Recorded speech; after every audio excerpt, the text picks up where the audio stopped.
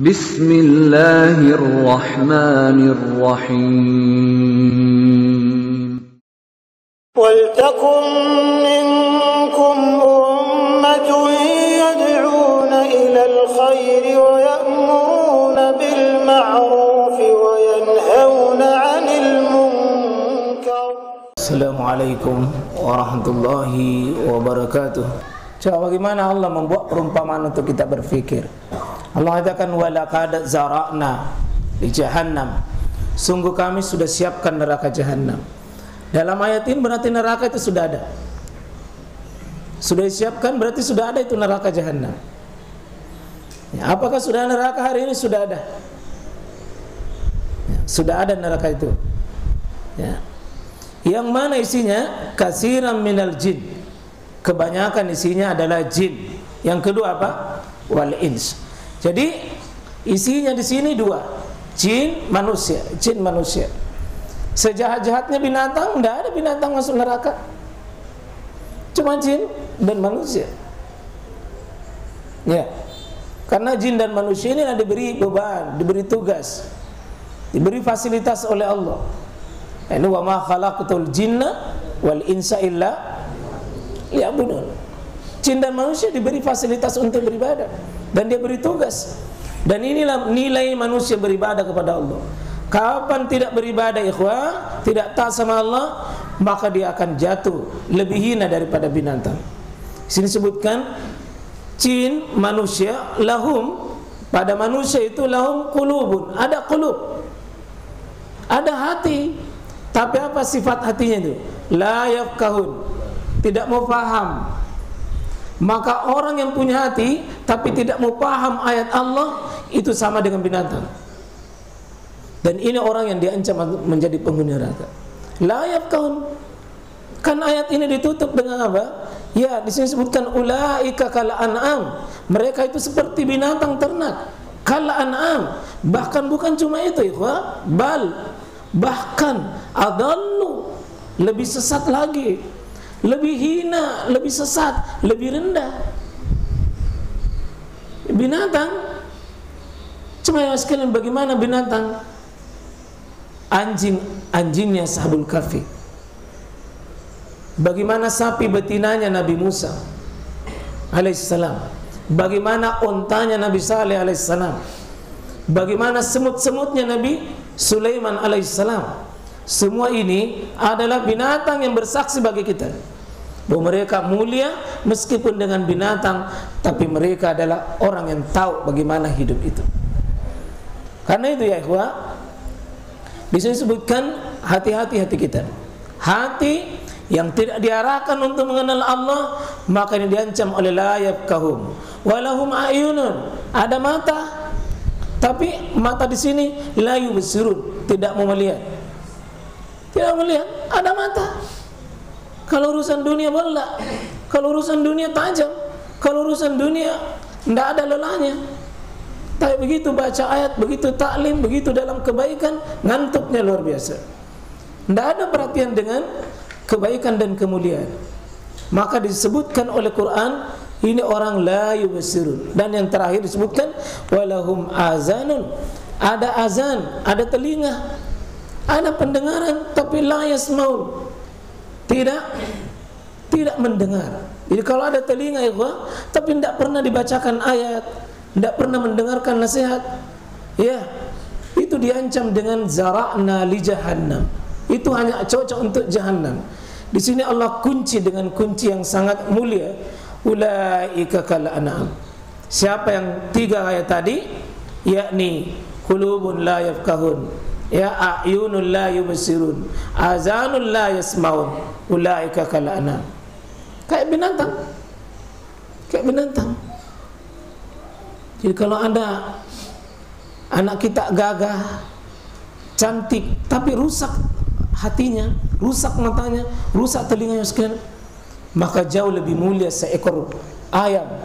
Tapi masih bunyi ayam itu jam 3 berkeruyuk, ya, dia bangun dengan yusabbihu lillahi ma fis samawati wa ma fil ard. Dia bertasbih dengan caranya. Ya, Jam 6 itu ayam sudah tidak ada lagi di tempat tidurnya.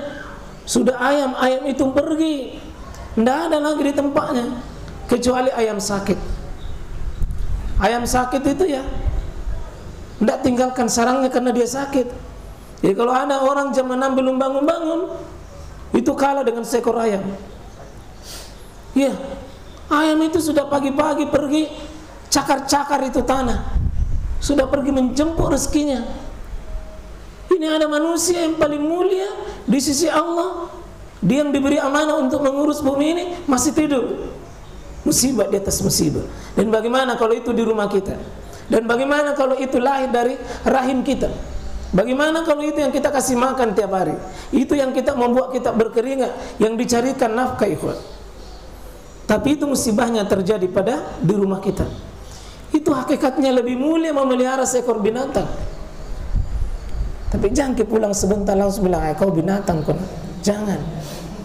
Seburuk-buruknya manusia tidak boleh dibilangi binatang. Tapi Allah memberikan ulaika ka itu seperti kal an'am. Bahkan ada zamannya balhum adal. Bahkan mereka ini yang tiga tadi adal, lebih sesat. Ulaika humul ghafilun. Mereka lalai. Lalai hatinya, lalai telinganya, lalai pendengarannya. Nah, wa ya'kuluna kama ta'kulul al'am. Ada orang itu makan seperti binatang. Ya. Ada manusia itu makan, mereka seperti binatang saja. Bagaimana gaya binatang makan? Ya, seperti kemarin gayanya anjing, rakus.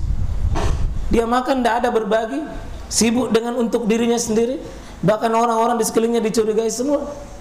Antum kalau hanya cari nafkah hanya untuk dirita, hanya untuk perutnya, mas kalian, maka apa bedanya dengan seekor anjing? Anjing hanya sibuk untuk dirinya. Tidak ada dalam kamus anjing itu berbagi. Tidak ada dalam kamus anjing berbagi. Semua untuk dirinya. Kalau perlu, semua yang mau menemani rezekinya dimakan oleh anjing lain itu dimakan dulu. Anjingnya kalau perlu dimakan dulu. Binatang ternak was kalian tidak pernah mengenal dari mana makanan itu dia makan. Kalau manusia tidak pernah bertanya dari mana makanan ini, maka apa bedanya kita dengan seekor binatang makan?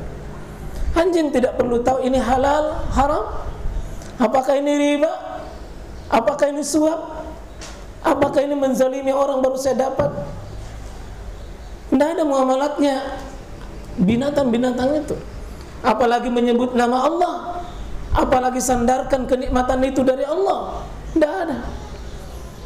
Jangan mas kalian kata Allah, jangan kau makan seperti binatang ternak.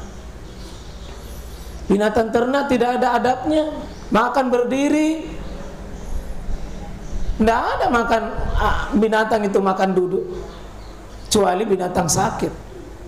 Ya kalau ada yang suka makan berdiri, sebab paling layak dia jadi binatang. Kan berdiri mas kalian, itu hina. Nabi kita manusia mulia mengajarkan kita duduk.